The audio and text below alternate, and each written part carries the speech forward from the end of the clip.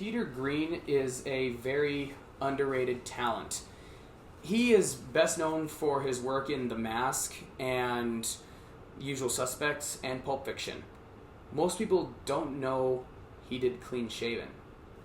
Clean Shaven is a very rare movie. It was an independent movie released in 1993, 1 year before The Mask. It is pretty much Peter Green's only known leading role in a movie. Clean Shaven.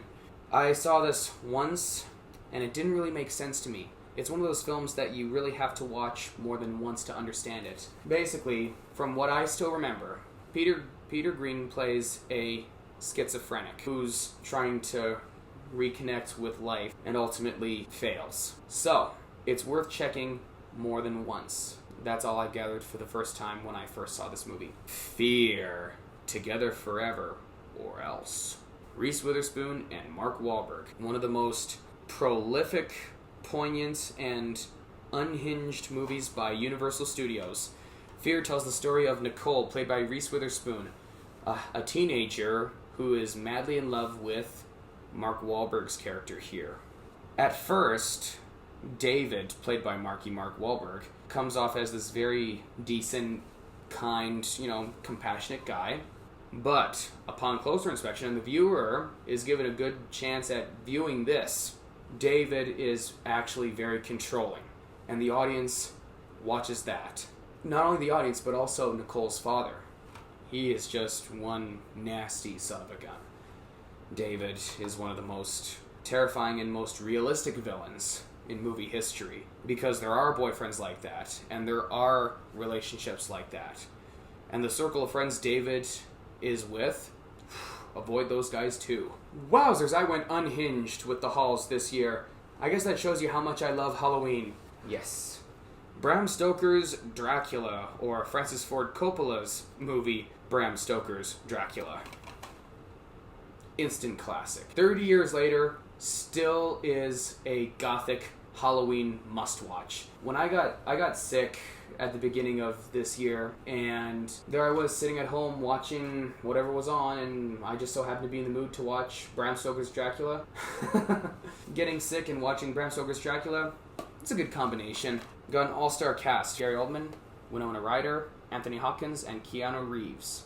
Brilliant talents. A lot of people say, yeah, what about Keanu Reeves? I get what everyone's talking about. Despite the humorous performance Keanu Reeves brought, it was still enjoyable, and I still bought the chemistry between him and Winona Ryder. And interestingly enough, in behind-the-scenes facts, Keanu Reeves and Winona Ryder accidentally got married in this movie. There is a wedding scene in Bram Stoker's Dracula, and the priest they had for that scene was a real pastor or a real priest, and they accidentally got married, and they've been accidentally married for 30 years, so yeah, a little bit of a funny story there for you. And speaking of Keanu Reeves, Constantine, the 2-disc edition, and holy smokes, got this from the library. Interestingly enough, it still has all the programs inside the DVD, which I find is pretty cool.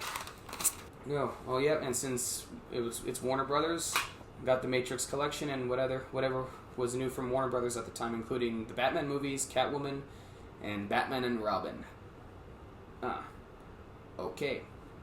Nostalgia. Get a free movie on DVD. I miss the old DVD days. I do own Constantine, but I only own the 1-disc edition. This is the 2-disc special edition, so I rented disc 2 for the special features. Nice watching behind-the-scenes look on what disc 1 doesn't bring ya. Here it is, The Vault. I love Freddie Highmore, and I love Astrid Barish-Frisbee. Yes, I rented it to see what other kind of films Astrid Barish-Frisbee performs in, because most people know her from the Pirates of the Caribbean film, the 4th Pirates of the Caribbean film, where she played Serena the mermaid, the show-stealing mermaid. I want to see just how much of a performer she is in this movie, Astrid Barish-Frisbee, because I've heard she's a fantastic actor. I did see her in King Arthur. That was a bit of a cheesy movie, but she was the savior. I want to see if she can be the savior in this one. And I like Freddie Highmore, so I wouldn't mind seeing if the two had chemistry or not in this movie.